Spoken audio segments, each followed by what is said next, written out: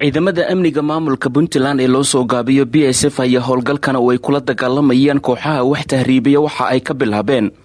gudaha iyo daafaha magaalada Boosaaso ee xarunta ganacsiga maamulka Puntland. baaritaanka howlgalka dadka wax tahriibiya lagula dagaalamayo ayaa ka dambeeyay kadib amar ka soo baxay madaxtooyada magaalada Garowe ee ku aadan in gacanta lagu soo dhigo shakhsiyaadka dadka tahriibayaasha ka qaada magaalada Boosaaso ee geeya xeebaha deegaanada ku teedsan maamulka Puntland gaar ahaan magaalada Boosaaso halkaasi oo ay ka saaraan doonyaha sii geeya dadka tahriibayaasha gudaha dalka Yemen. saraakiisha ciidamada ayaa sheegay in muddadii howlgalka baaritaanada dadkaasi lagula dagaalamayo ay ka bilaabeen gudaha magaalada Boosaaso iyo daafaheeda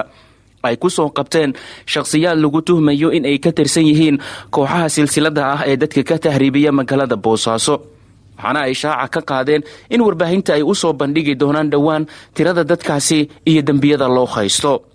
talaabadan ayaa ku soo beegmaysa maalin kadib markii dagaal foolkafoola uu ka dhacay duleedka magaalada Boosaaso gaar ahaan deegaanka Mareero. halkaas way isku farasaareen ciidamada Puntland iyo qaar ka mid ah kooxaha wax tahriibiya oo halkaasi ku dhuumaaleysanayay.